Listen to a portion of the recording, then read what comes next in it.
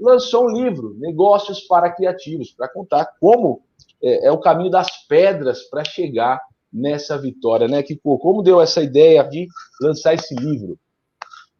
Então, essa história de começar a falar um pouco do outro lado, né? A gente fala muito da música, e eu tenho muitos amigos músicos, né? E pessoas que falam que gostariam de trabalhar com música, com artes e tal, né? Então, é uma bandeira que eu comecei a levantar mais ou menos 2014, 2015.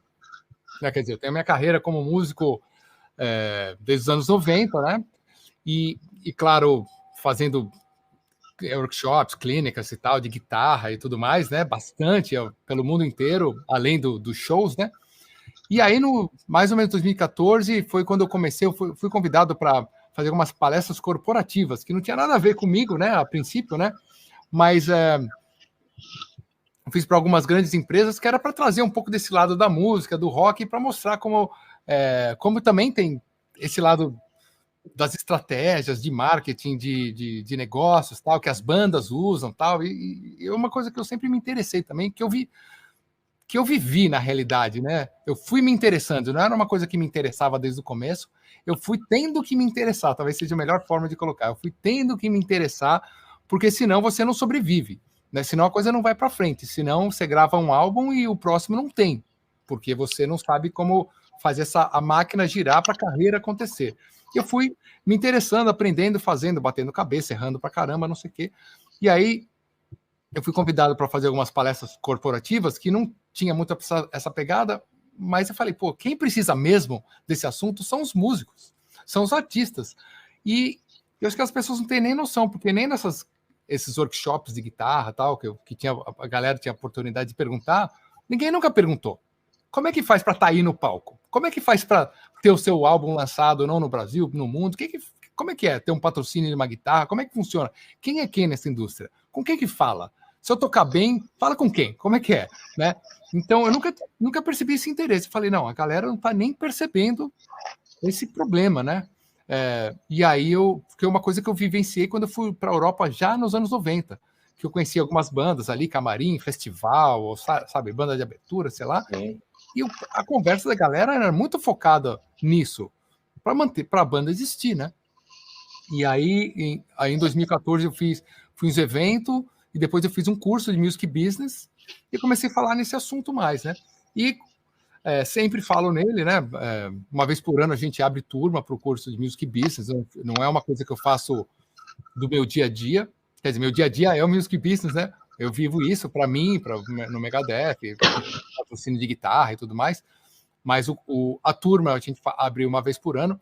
Eu tenho uma mentoria, onde que é um grupo seleto aí de umas 12 pessoas, que aí eu faço encontros quinzenais e aí eu realmente ajudo eles a seguir, a entender como funciona a coisa e concretizar os planos de cada um. Mas, na realidade, o livro é uma coisa mais abrangente, né? Buscando, assim, primeiro que é uma coisa mais barata, né? Tipo, acessível para a grande maioria das pessoas. E, assim, eu vou contando um pouco da minha vivência nesse lado, né? Das minhas histórias, e a forma de pensar que eu acredito que são certos valores e princípios e formas de pensar mesmo que muitas vezes o artista é pego de pensar de uma forma de sonhar com uma coisa, mas pensar de uma forma que não vai levar no resultado daquele sonho, né? E quando eu digo músico, para quem tem no livro eu estou falando o criativo, né? Dando esse termo criativo para qualquer área da arte, não só o músico, né?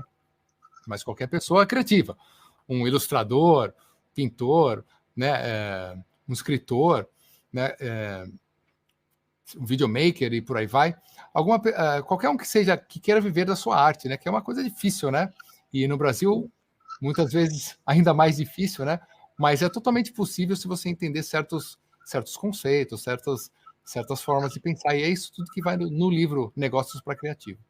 Kiko, você estava falando sobre essa questão do músico ir num workshop seu e se preocupar em perguntar como faz uma escala de guitarra, tal, como toca mais rápido, como faz um arpejo melhor, mas esquece do business. Existe essa divisão da arte, da produção artística e do business, como embalar essa arte para a indústria musical, para o mercado. Às vezes até uma visão pejorativa disso, né? A pessoa acha que tem que ter aquela visão romântica do músico, do artista.